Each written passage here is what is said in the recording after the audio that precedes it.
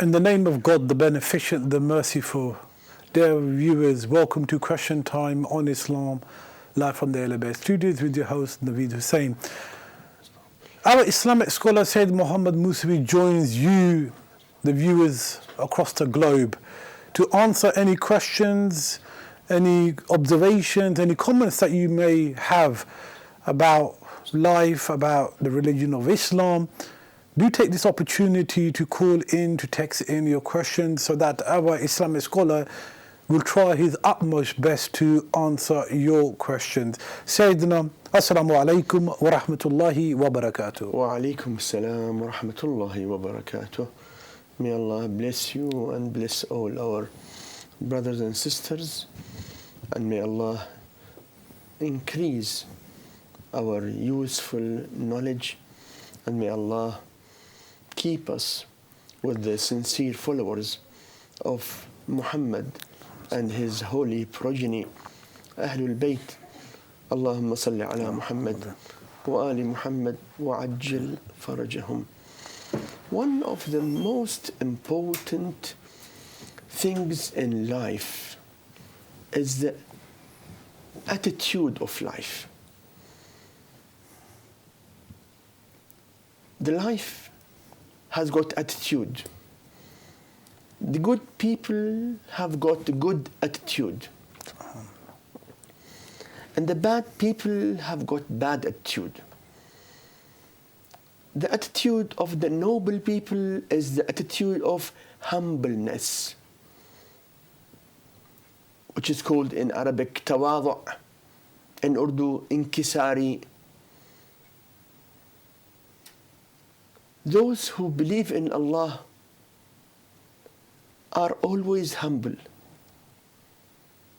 while those who keep in their mind dunya are not always humble. Sometimes in front of the rich and powerful, they become humble to them. But with the poor people and with everyone, no, not humble. So you find in life some people who are humble always, and there are people who are not always humble. They are sometimes arrogant. They sometimes feel that they are better than others. Sometimes they mistreat others. Sometimes they behave bad with others because they think that they are better than others, which is that satanic idea. Shaitan, Iblis, when Allah ordered all the angels to do sajda, to prostrate to Adam alayhi salam, Shaitan refused. And he came with an excuse. He said, أَنَا خَيْرٌ مِّنْهُ, I'm better than him. You created me from fire and created him from clay. Imagine. Means he admits that Allah is the creator. And Allah created him from fire and created Adam from clay. That's why he is thinking that he is entitled to disobey the order of Allah for all of them, angels, to prostrate. And that destroyed Shaitan. The same logic, if we call it logic, the same satanic logic that I'm better than him, is going on in the life of millions of people. The husband who thinks that he is better than his wife, or the wife who thinks that she is better than her husband, the rich who think that he is better than the poor, the educated who think that he is better than the person who is not like him in education. The people of some countries, nowadays you find in this 21st century, millions of Europeans and Americans think that they are better, much better than the human beings living in Asia or Africa. They don't even compare themselves. They think that, I don't say all of them, but millions of them. Even you find in some countries, the presidents themselves, the top leaders of the country, they have got this discrimination. They think that they are better.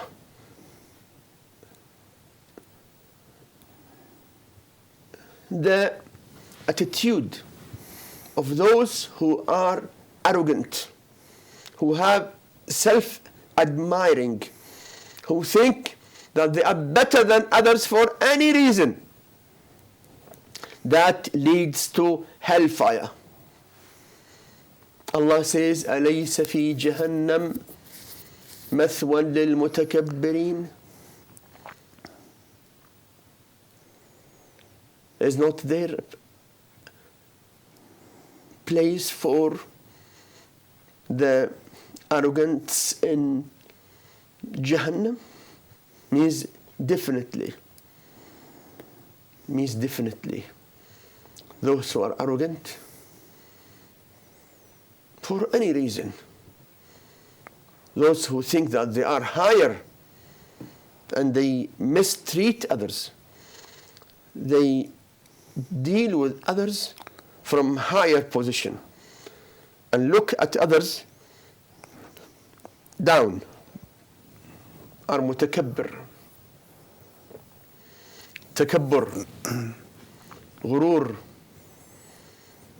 Way of hellfire. And such people, even when they deal with Allah, they don't deal with humbleness. You find them either away from worshipping Allah, or even if they worship sometimes, they worship thinking that they have favor on Allah. They don't even worship Allah with humbleness. We have got a narration that Allah asked the Prophet Musa to go and search for anyone who is less than him. Any person who is less than him, and bring him. Musa went and searched and searched. He didn't find anyone that he can be sure that he is less than him. Then he saw an animal. He thought that this animal can be less than me. Then he thought, who knows?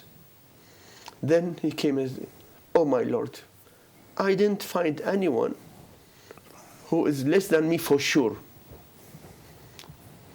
The narration says, Allah told him, yes, if you have brought anyone whom you think that you are better than him, you would have been deprived from your status.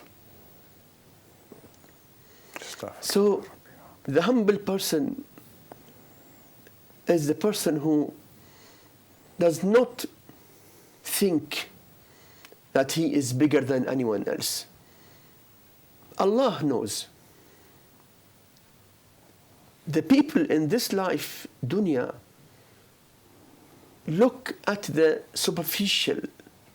Someone has got new car, big house, lot of money in the bank. They look at him that he is lucky. But that is not the truth at all.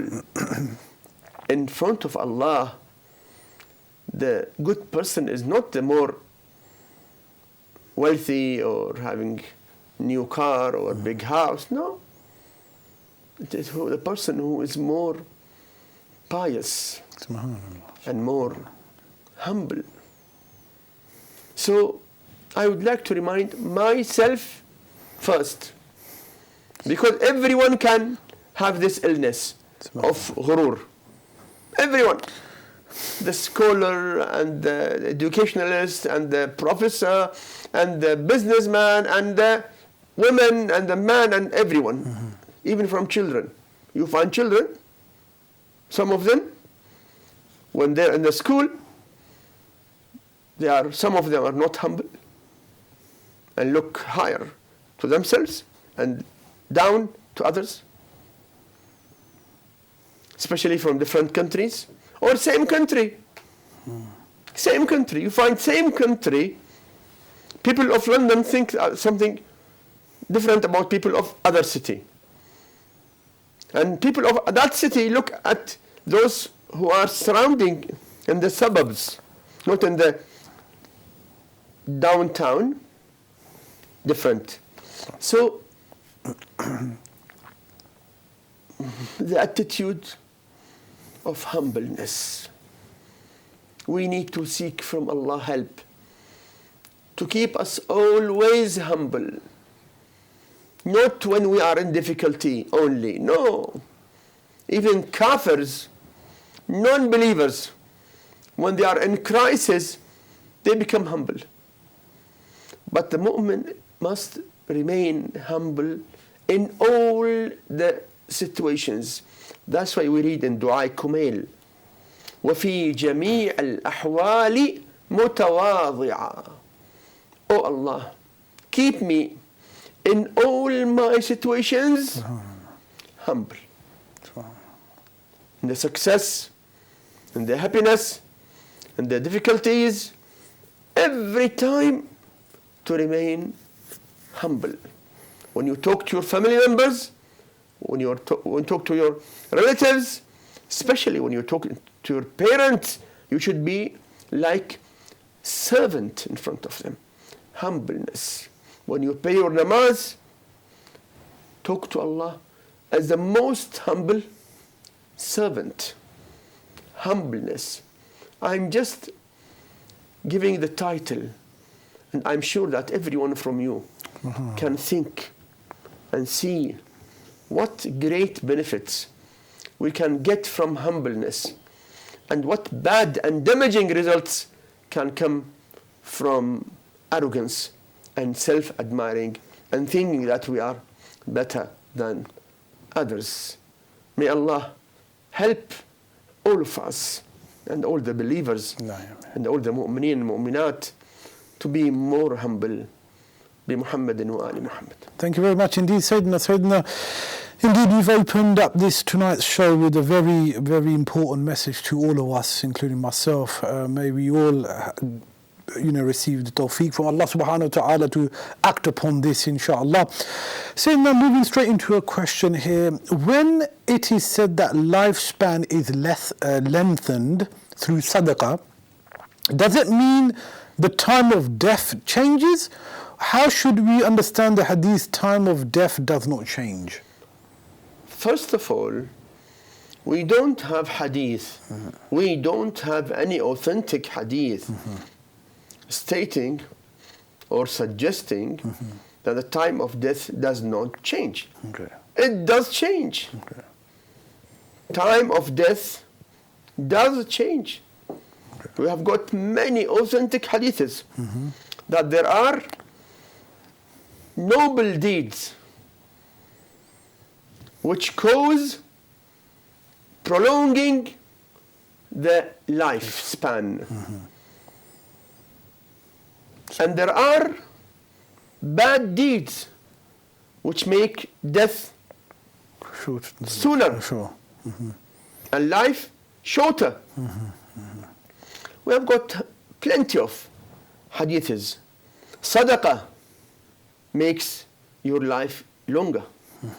Being better to your parents, being better with your relatives,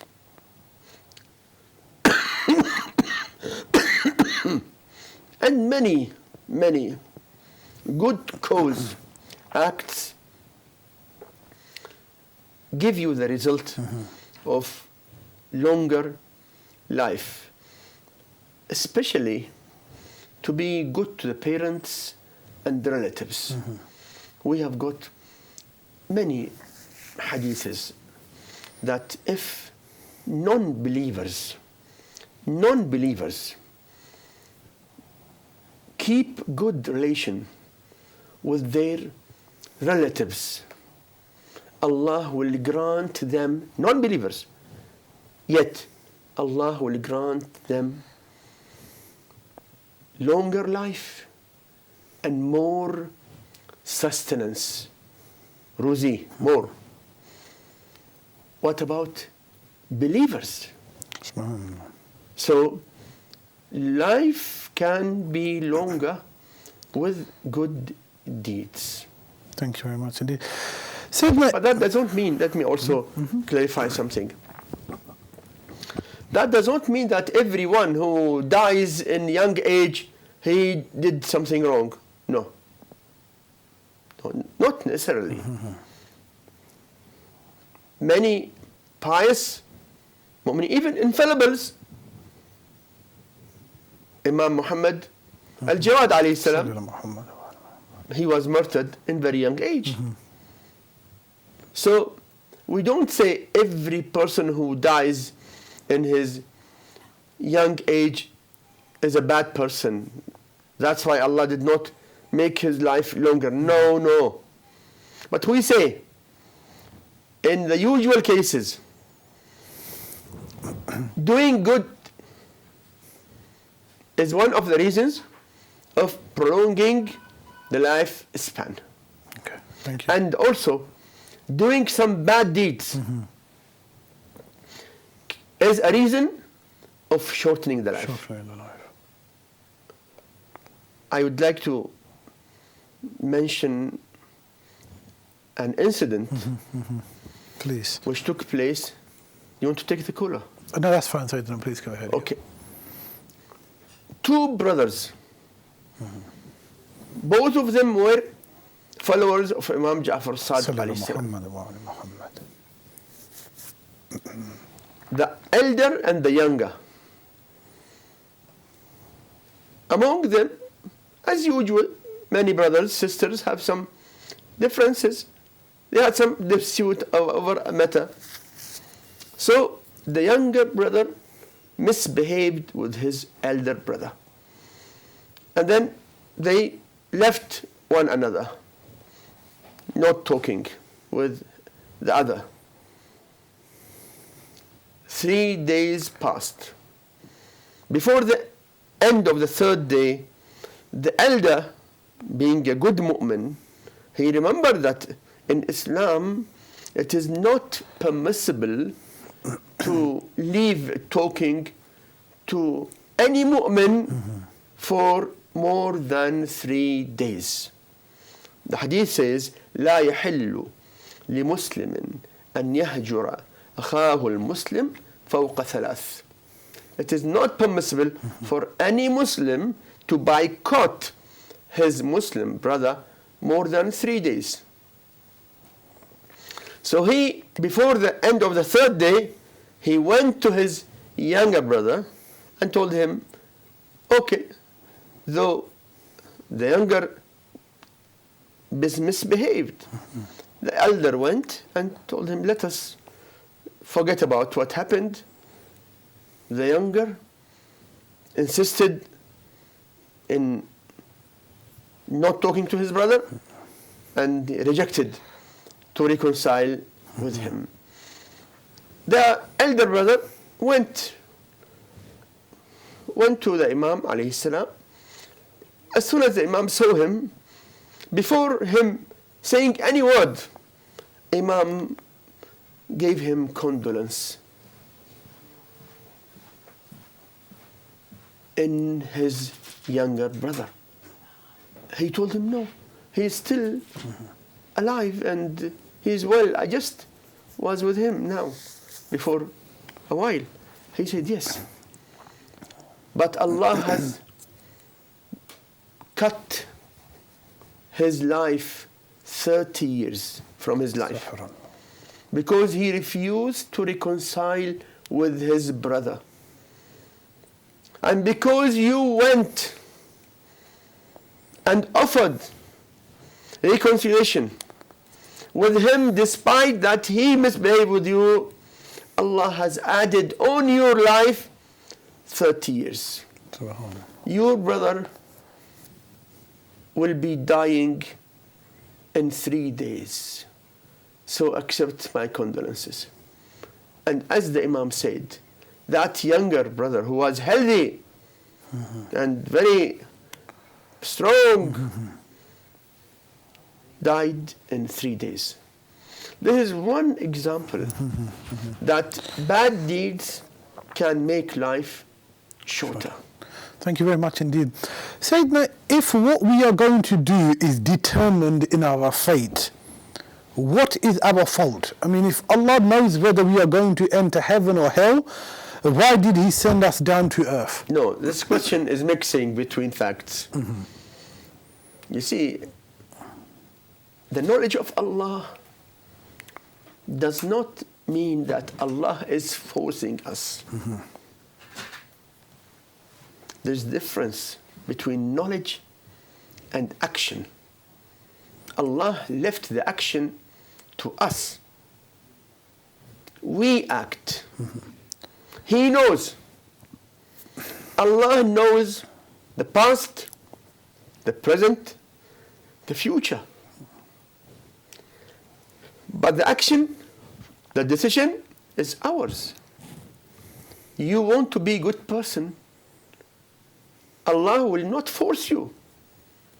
Yes, Allah helps everyone who wants to become good. Allah helps us to become good or better. A person decided to drink alcohol, or a female decided to go out without hijab, or to do wrong, or a person goes and cheats and steals and does wrong.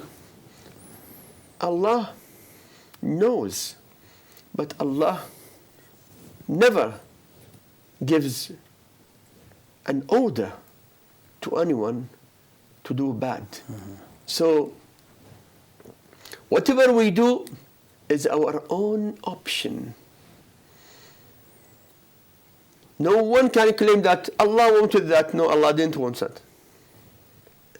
Allah never wanted you to do wrong. You did wrong because you opted to do wrong. The knowledge of Allah does not mean that Allah is forcing us to do wrong. I'll give you an example. You know, sometimes doctors say that this patient will be dying in 3 months due to some scientific figures and facts. So when the patient dies, can anyone say that you killed him? No. The doctor did not kill him. Doctor knew that because of the scientific facts that he had, that such case or condition will not remain for more than 3 months. Knowledge, knowing about something, does not mean at all that instigating it. No. Allah has created every human being with free will. إِنَّا هَدَيْنَاهُ السَّبِيلِ إِمَّا شَاكِرًا وَإِمَّا كَفُورًا. Allah says, we have guided the human being to the right way, and it is for him or her to decide whether to be grateful or to be otherwise.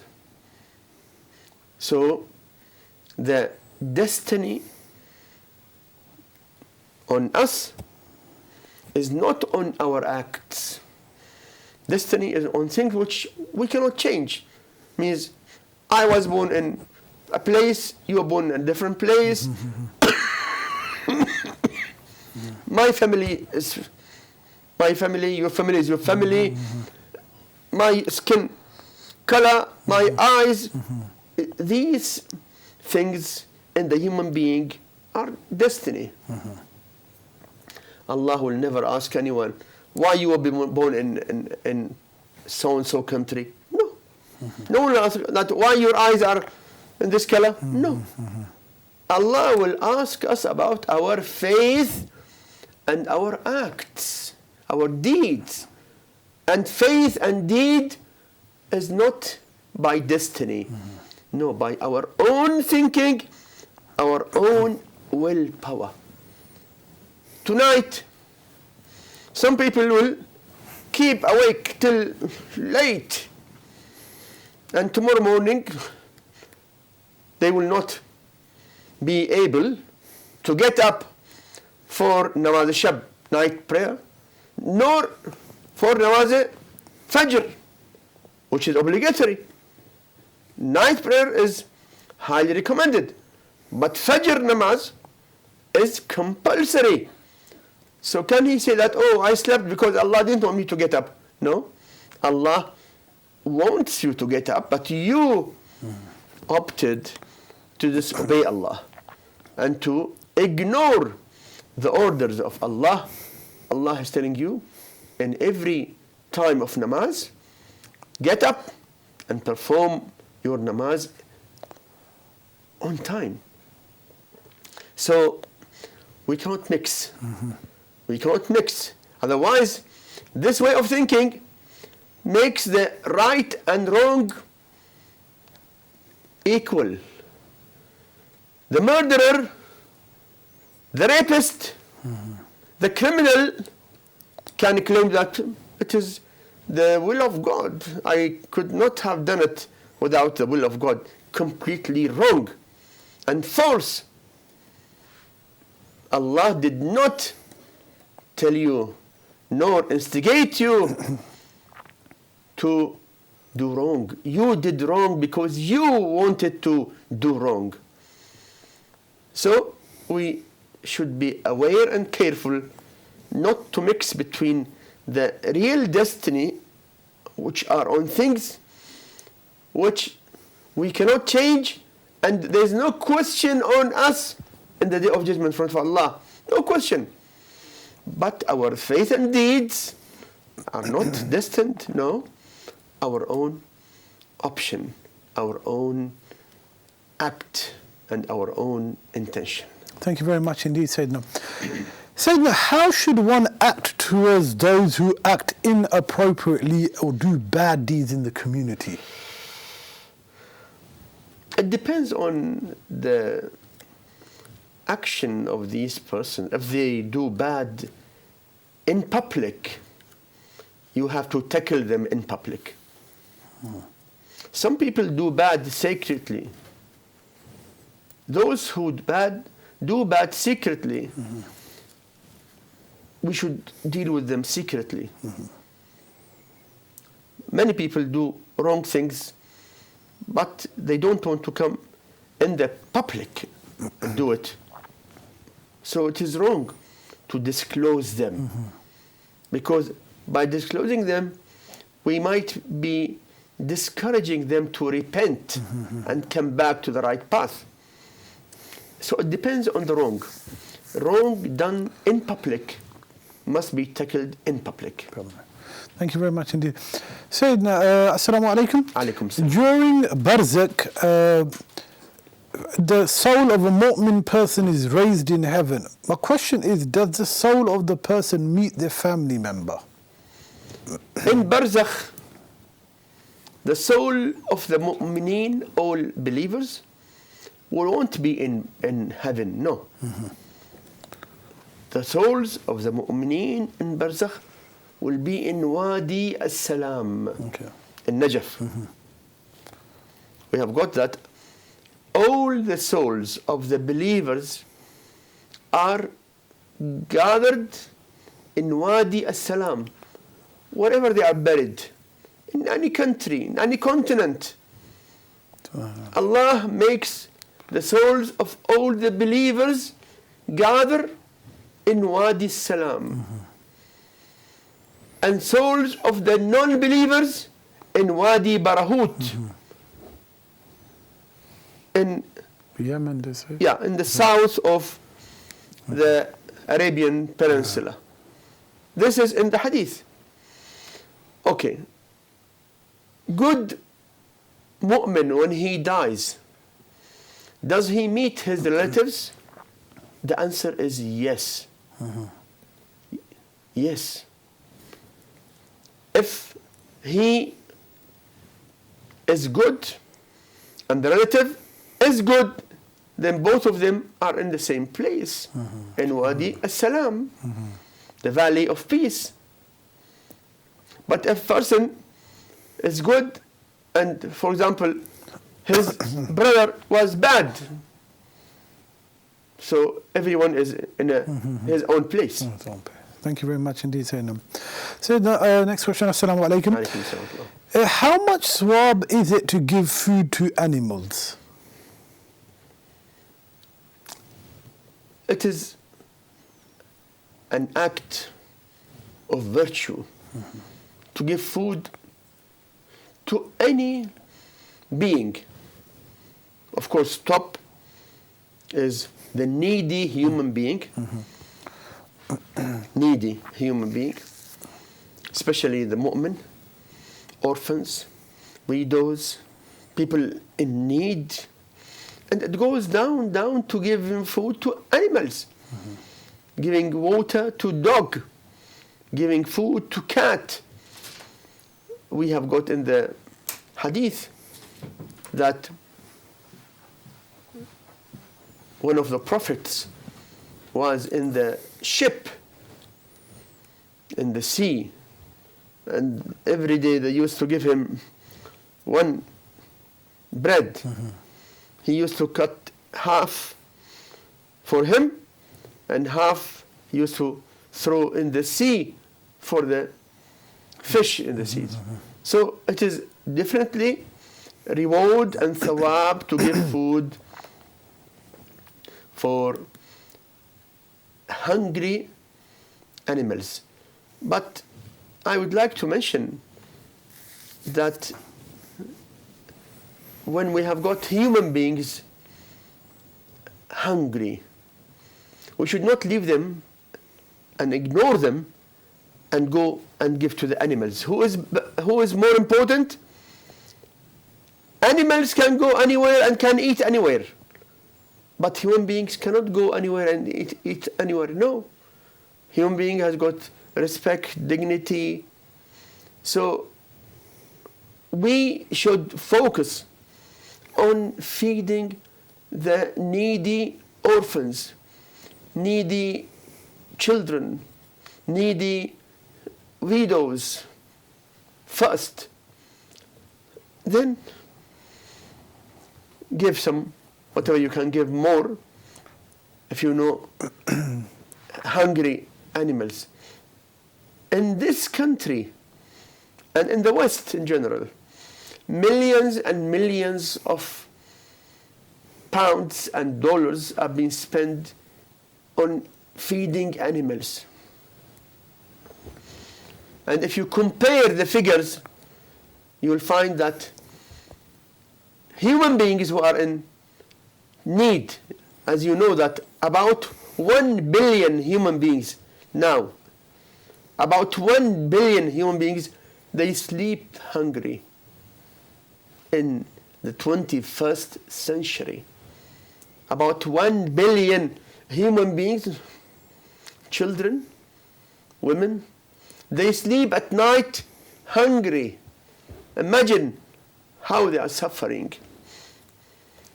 Yet, millions are being spent on animals, not on human beings. There is a big deal of injustice in this world. You know, in one European country, they spend only on ice cream. Only ice cream. a huge amount which can feed whole Africa. Whole Africa. So, good to feed the animals, but it is not good to ignore the humans who are suffering. Thank you very much indeed, Sayyidina. We have a caller with us. Assalamu alaikum, and thank you for waiting. Okay, if the caller would like to call back. Sayyidina, moving on to the second question. How much reward or swab do you get when you read the hadith of the imams and like books like Sahifat al-Sajjadiyah? Of course, a great thawab, of course. A great thawab to do anything which was done by the imam. And also, the light which you get from reading the dua is something which really enlightens our life. How much Allah knows, it depends on our intentions and our hearts and how do we react with the dua. But it is a very great deal of good work to recite the dua, especially dua narrated from the Prophet and Ahlebait alayhim salam. You know, one of the miracles of Ahlebait is the dua. Ahlebait are with Quran always.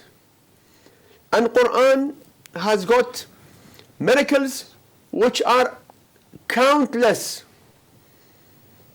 infinity. And the miracles of Ahlebait are also countless.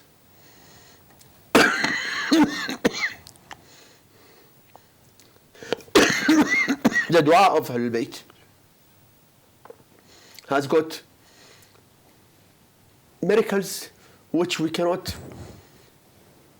discover all. We keep on trying to find out more, we think, especially the scholars. Recently, one of the leading ulama in Libya, the Arab country, he became Shia Muslim after spending 85 years in his previous sect. When he was asked, what happened? Why you became Shia? He said, by chance, I found a book containing du'as, supplications. When I read the supplications, I was amazed. Never seen in any of our books such supplications. What's the name of the book you found? He said, name of the book, Mafatihul Jinan. Subhanallah.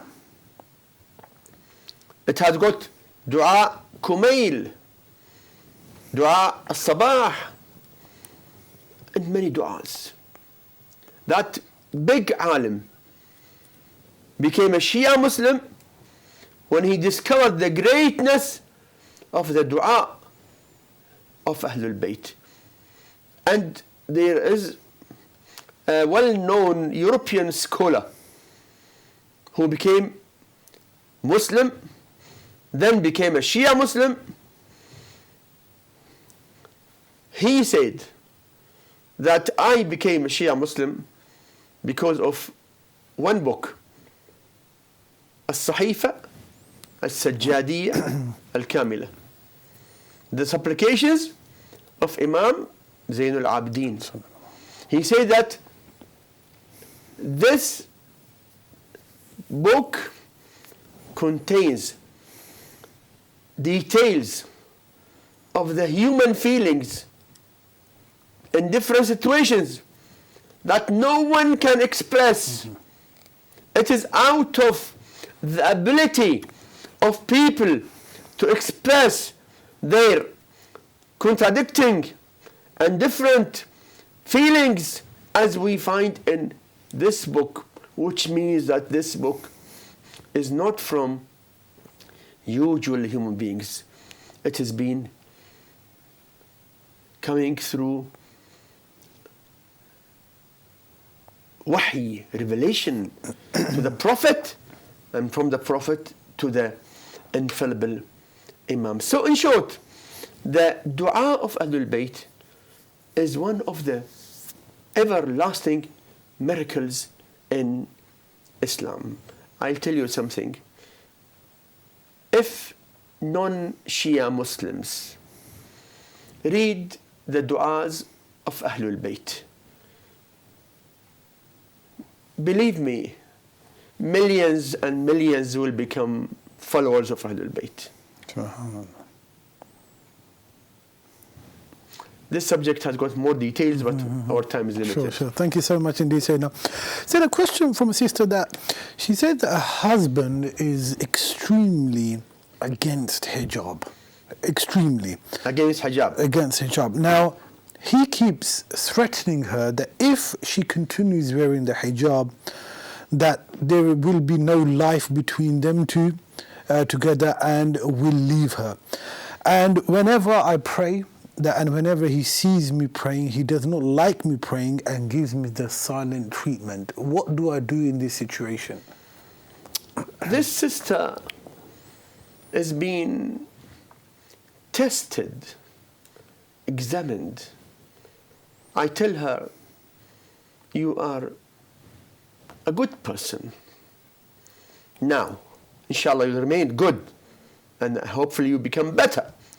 Because what you are going through is similar to millions of believer women who suffered from their non-believer husbands. And the best example is Asiya bint Muzahim. Asiya, wife of Fir'aun, was a pious lady, but her husband was a criminal, enemy of Allah, Fir'aun. Yet Asiya kept obeying Allah and did not take part in any wrong which Fir'aun used to do, and Fir'aun tortured her and ultimately killed her. But Allah gave her a palace in paradise. Allah says in the Quran, قالت رب ابن لي عندك بيتا في الجنة. Oh my Lord, build for me a home. Home. In Arabic, bayt means home. Manzil is house. She wanted home. You know, home has the peace and tranquility. بيتا في الجنة ونجني من فرعون وعمله, and save me from Fir'aun and his bad deeds. ونجني من القوم الظالمين, and save me from bad people. So, my respected sister or daughter, be with Allah. Your husband has no right at all to ask you to leave your hijab, because Allah is the creator of you and your husband and everyone and everything. No obedience for anyone in disobeying Allah. Yes, we should respect and obey our parents, but if the parents tell you to do something wrong, no obedience, but only to Allah. Your husband has no right to ask you to leave your hijab. You keep with Allah and be sure Allah will look after you. Allah in the Quran says, وَالَّذِينَ جَاهَدُوا فِينَا لَنَهْدِيَنَّهُمْ سُبُلَنَا. Those who strive for the sake of Allah, Allah will guide them to His right path. So don't give up and seek help from Allah. Be with Allah. Allah will be with you, inshallah. Inshallah. Thank you very much, Sayyidina. Another hijab-related question here. A young girl says that her parents don't like her wearing the hijab, and they say that if you want to, then do this after marriage. Shall I wait after marriage? This is also another example of people who ignore the orders of Allah and think that their opinion is better than the order of Allah. Means when that husband wanted his wife to leave hijab, means he thinks that his opinion is better than the order of Allah. And now, this question, parents who don't like their daughter to wear hijab, it is not their right. I mean, if the parents say, don't pray namaz, will you listen? Of course not. If the parents say, come and drink alcohol, will you listen to them? No. Parents have no right to stop their children or anyone from obeying Allah. Allah's obedience is above all. So parents are committing a sinful act by obstructing their daughter from wearing hijab. The matter of marriage,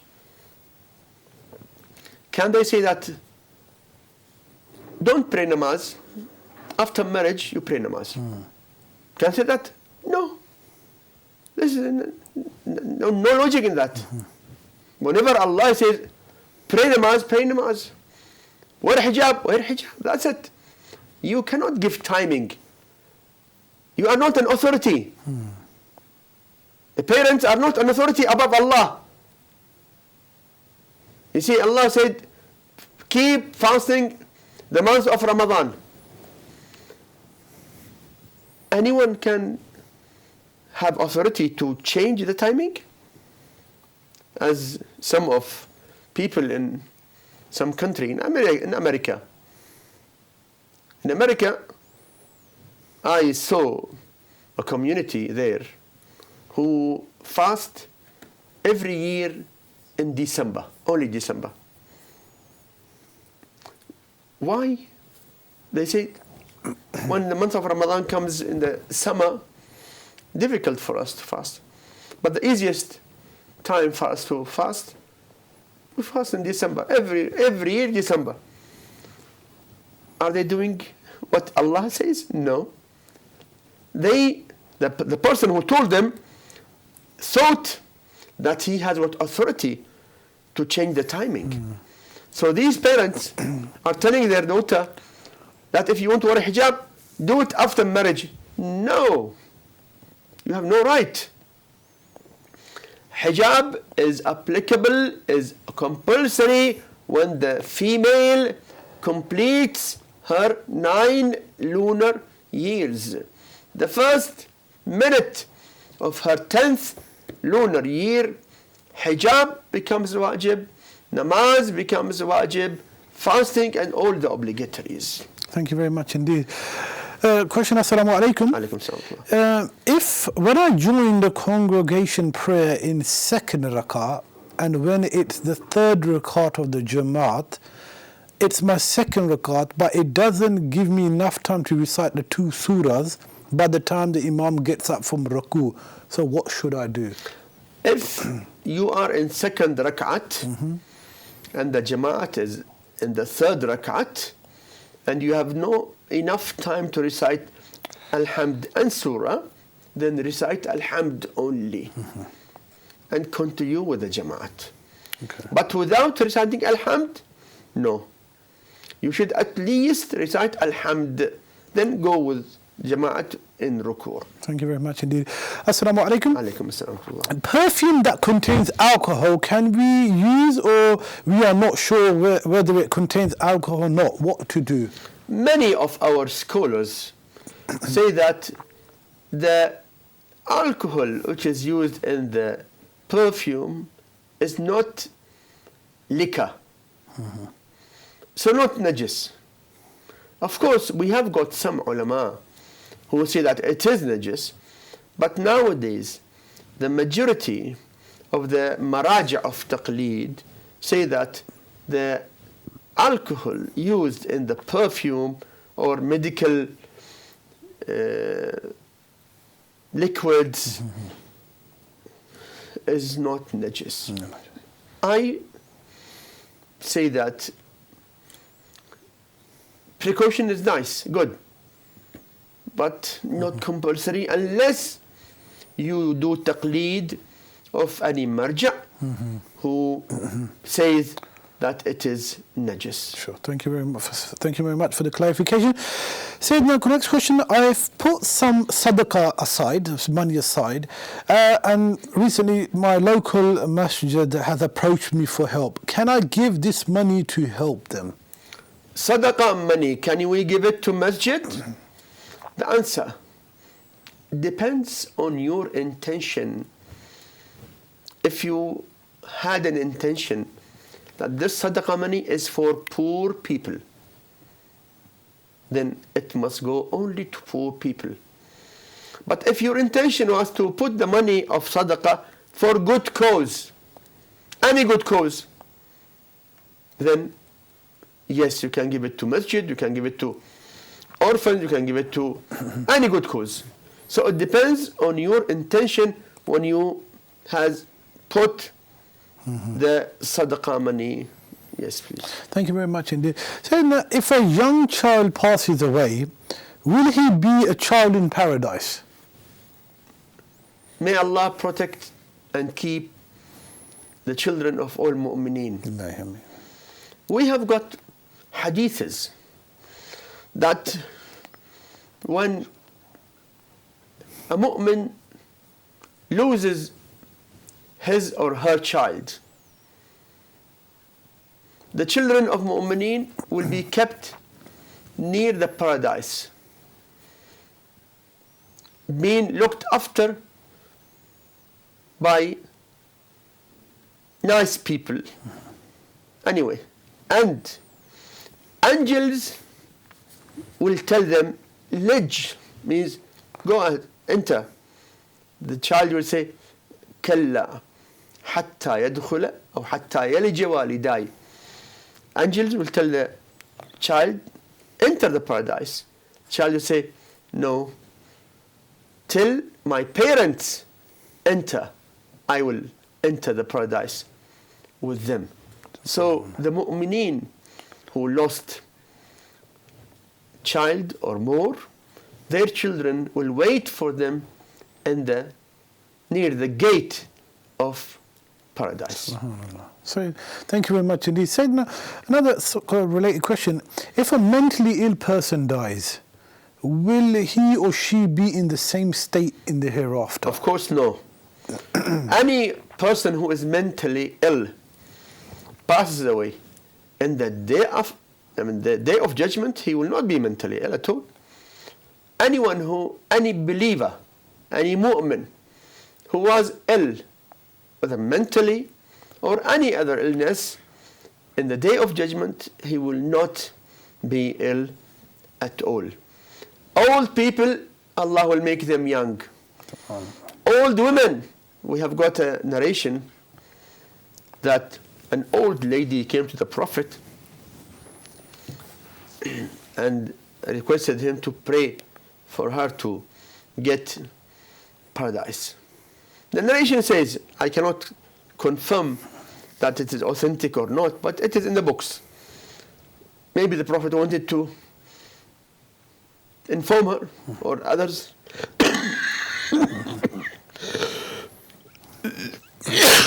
The Prophet said, old ladies will not be in paradise. She was sad. He told her, wait, every old person who is good person in the paradise, Allah will made him or made her young. Subhanallah. All will be young. So those who were in this life mentally not well, but believers, they did good or ill in any other illness, in the day of judgment in paradise, they will be without the illness. Even those who have in their hearts bad feelings towards other mu'mineen. You find now between a mu'min and mu'min some misunderstandings. He thinks something, that something else, maybe because of different reasons. In paradise, Allah says, وَنَزَعْنَا مَا فِي صُدُورِهِمْ مِنْ غِلٍّ. In the paradise, Allah will take away all the bad feelings from their hearts. إِخْوَانًا. They will be really brothers without any bad feeling towards any mu'min. So now, when you find in some places fight between this group and that group, all of them follow Ahlebait. All are good people, but they fight over any reason. In the day of judgment, Allah will take away from the hearts of the believers every bad feeling which was in dunya towards other mu'mineen. Thank you very much indeed. Sayyidina, last few minutes on the clock. Sayyidina, as Christmas comes near, a question regarding are we able to, is it permissible to give Christmas cards or Christmas gifts to your fellow Christians, colleagues, friends? Yes, it is good to send Happy New Year and Christmas cards to your neighbors. Number one, Jesus Christ is one of our greatest prophets. And we believe in Jesus Christ much more than many Christians think. Much more. We believe that those who don't believe in Jesus Christ or the enemies of Jesus Christ are enemies of Allah. So he is one of our 5 greatest prophets, Ulul Azm. Of course, we don't agree that his birth was in December, because we have got narrations, hadiths, even among Christians, they are in their books. In their books, there are evidence that the birth of Jesus Christ was not in the winter, it was in summer. Anyway, in our books, Imam Ja'far al-Sadiq alayhi salam was asked, and he said that Jesus was born in the summer, not in the winter. We respect, we love, we have got in Quran many verses about the great servant of Allah, Jesus Christ, between brackets, servant of Allah, not son of Allah. Allah has no son. He is servant of Allah. He is great prophet. But we don't take part in religious, non-Muslim functions, like prayers or whatever they say in, whatever they practice. Religious functions of non-Muslims, Muslims should not take part in that.